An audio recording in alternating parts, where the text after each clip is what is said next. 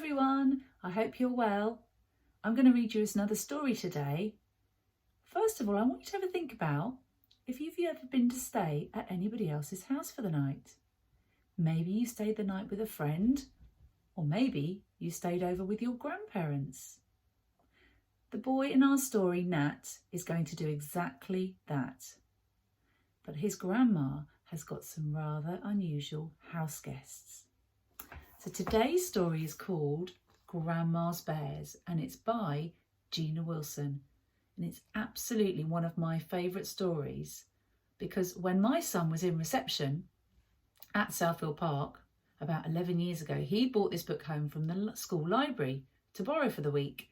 And he loved it so much we read it about 2 or 3 times each night. And he loved it so much that when it was time to take it back, he got a bit upset. So we went and bought the book so that we could have it at home. And it's been a real firm family favourite ever since then. So I hope you enjoy it. Just put my glasses on and I'll show you, make sure you can see the pictures. So Grandma's Bears by Gina Wilson. Nat's grandma shared her cottage with bears. Whenever Nat came to tea, the bears hid themselves away, but this time he was staying the whole night. So I'll see them now, won't I, he said, tramping home along the lane with Grandma. Are they big? Quite big, said Grandma. And fierce? Not when I'm around. Will they like me? They will if you like them. I'll love them, said Nat. Oh, here's the first bear. But when Grandma pushed open the front door, Nat suddenly wasn't so sure. The way was blocked by a bear who seemed very unhappy. He was groaning loudly and holding his head in his paws. Poor Arthur, sighed Grandma. He hates rain and mess. He likes things tidy. Let's shake our coats outside. Let's leave our boots on the mat, whispered Nat. Good idea, said Grandma, and you can teach him one of your clever games while I put the kettle on. Nat found himself alone in the hallway with Arthur and he looked up at him nervously and Arthur blinked down. Try this, said Nat. He started slowly, hopping from square to square on the tiled floor. First black, then white. Arthur followed him, splodge, splodge, on one enormous leather-padded paw. Out! Shouted Nat. You're treading on the lines. Let's try again. When the game was over, Arthur combed his own hair. Then Nat's with his long, delicate claws. He'd forgotten about the rain. That was very clever of Nat to distract Arthur with a funny game. Can you think about how you would distract a grumpy bear? How would you cheer him up again? What would you do?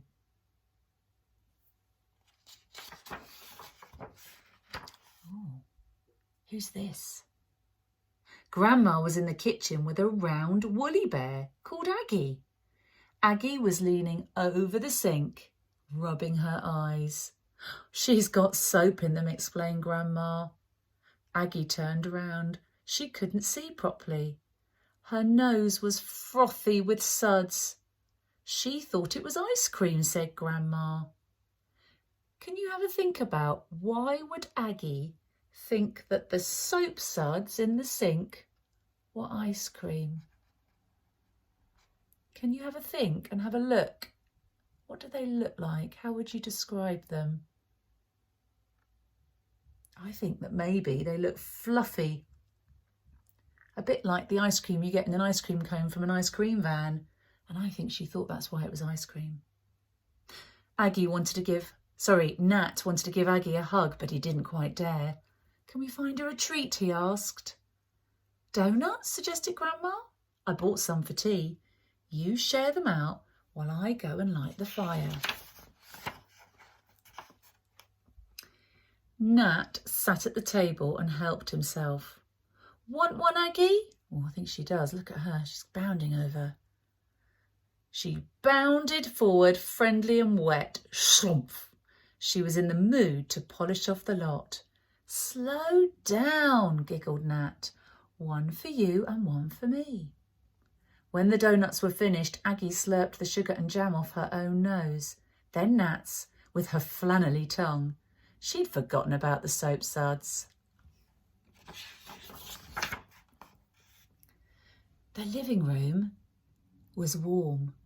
Grandma had lit the fire and turned on the news. That'll be Mummy, she said as the phone started ringing in the hall.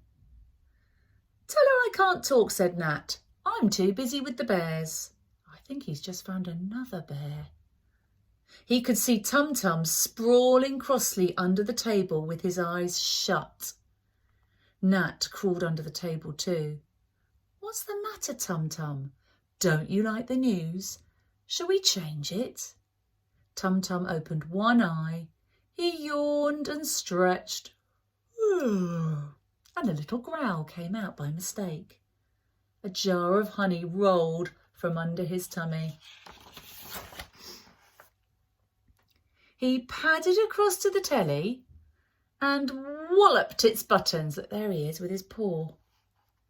He's pushed the buttons. Football! Cheered Grandma, coming in with supper on a tray. Wow! Can you look closely if I hold it really close? What has he got for supper? What do you think that is? I think it's sausages, beans and mash. I think. When it was bedtime, Nat peered up Grandma's twisty staircase. He shivered. It's scary up there. Can the bears come too? There might be more bears upstairs, said Grandma, taking his hand. And there, in the bathroom, was shaggy old Floss. She loomed in the steam like a huge snowy bath towel. It was all her own fur. When Nat got out of the bath, she wrapped herself tightly round him. What a lovely way to get dried after a bath. Have a lovely big polar bear give you a cuddle. Grandma tucked Nat into bed and settled down to read his favourite story. All the bears came padding in to listen. Do you think we can try and remember the bears' names? Who was the bear by the front door? The grumpy bear. That's right, he was Arthur. Who was the bear who tried to eat the soap suds, this one, in the kitchen? That's right, her name was Aggie. Who was the bear under the table who didn't like the news? Can you remember? Tum Tum. And last of all, the polar bear in the bathroom. That's right, Floss. Arthur stood on one leg, practising his balancing. Aggie and Tum Tum jumped up on the bed for cuddles. That looks cosy. Floss lay at Grandma's feet, gazing up proudly at the most spotless boy ever to come out her bathroom. Sleep tight, Nat, said Grandma at the end of the story, and she kissed him. Thank you for loving my bears. I knew I would, said Nat. Could they stay with me? It's dark. Grandma shook her head. You'll be all right. She gave him another kiss. Just snuggle right down. She went away and her bears went with her, leaving only a nightlight to keep Nat company. Then Nat was frightened. He was all alone and the shadows grew bigger and darker. They crept closer and he dived deep down under the blankets and pulled them over his head. Then, as he was holding his breath and snuggling right down, as Grandma had said, he suddenly felt his feet sinking into something warm and furry. And if I zoom the book in, can you see who's hiding under the duvet? Think it might be another bear. The something started licking his toes. It gave a tiny grunt and came snuffling up to see who the toes belonged to. Oh, gasped Nat. He was face to face with a smoky grey bear cub, Grandma's littlest of all, with brown eyes and a nosy nose. Smokey wasn't at all afraid of shadows. He liked tummy tickles and big hugs. He wanted to lie with his head on the pillow beside Nat's. Shall we close our eyes now, yawned Nat. He'd forgotten about the shadows. At midnight, Grandma looked in and found them both fast asleep. Dear Smokey, she whispered, thank you for loving my Nat. And she left them to sleep there all night. Well, I really hope you enjoyed that story of Grandma's bears. Who was your favourite bear? It's very hard to choose, but I think I have to choose little Smokey at the end. That would be very lovely to have a cuddle with a bear cub all night long. See you soon.